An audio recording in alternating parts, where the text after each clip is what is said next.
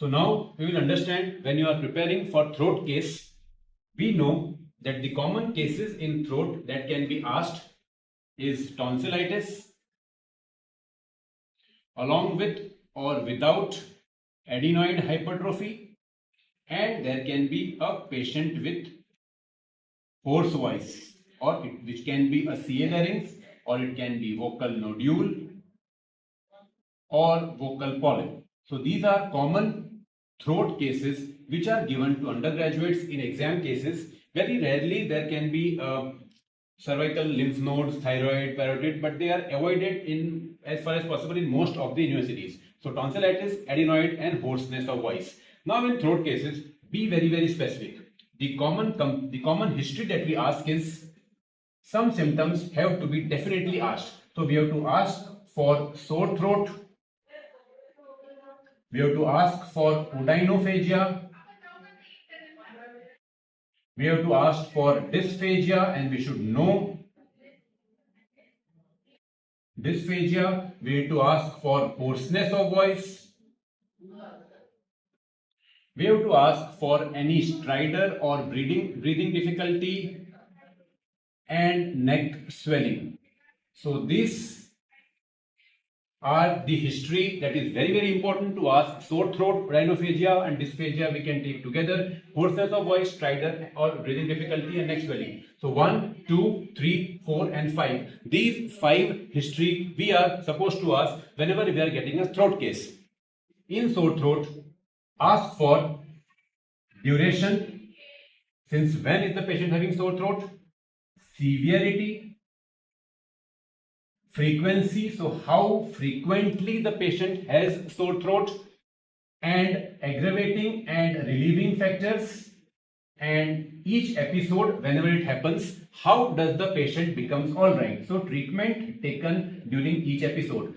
This is important because depending on the frequency or number of time patient has the sore throat, or we say tonsillitis, this will be an indication whether patient needs surgery or not. So duration, severity, frequency, aggravating relieving factors and treatment taken during each of these symptoms, each of this frequency. Then next history is about Odynophagia and dysphagia. Odynophagia is patient having severe pain on swallowing. So that is Odynophagia, is pain on swallowing, which happens in inflammatory conditions, which happens in ulcers, which can happen in malignancies. And dysphagia is difficulty in swallowing. That patient is not having pain but he is not able to swallow. So when patient says dysphagia, again duration is important. We need to ask since when it is present. It is important to ask about whether it is a progressive dysphagia, because in cases of malignancy the dysphagia will be gradually progressive. We have to ask whether the dysphagia is more for liquids or for solids. So again this will give us an idea about the severity of dysphagia. So duration, progressiveness, liquids and solids. So this is important to ask for dysphagia.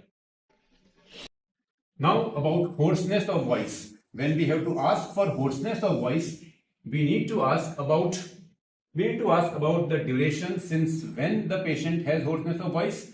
Now the quality of change in voice is important. So all change in voice is not hoarse voice. You need to understand quality. Whether the patient has got hoarse voice. When we say hoarse voice, patient will say, "Meri awaaz kharab ho gayi hai." This is hoarse voice.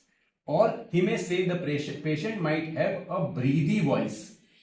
He will say he is not able to speak. This is typical breathy voice. Or it can be a no voice at all. So aphonia is present.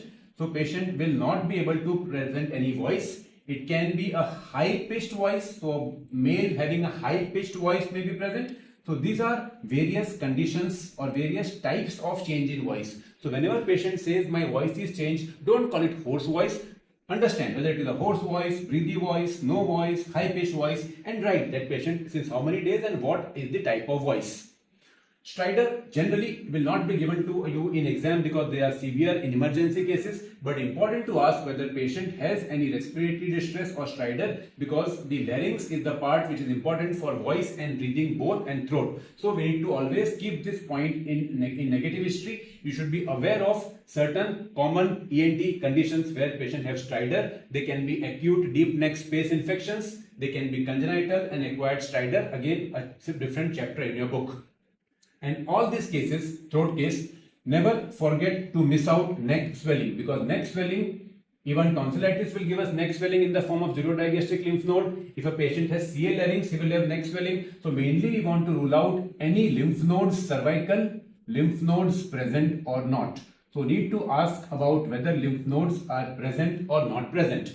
So these are the 5 symptoms that we always ask in a patient of throat complaints, and as we say, it is not complete without saying no ear and nose complaint. So always, or if patient has a complaint, describe those. So ask for ear and nose complaint as well.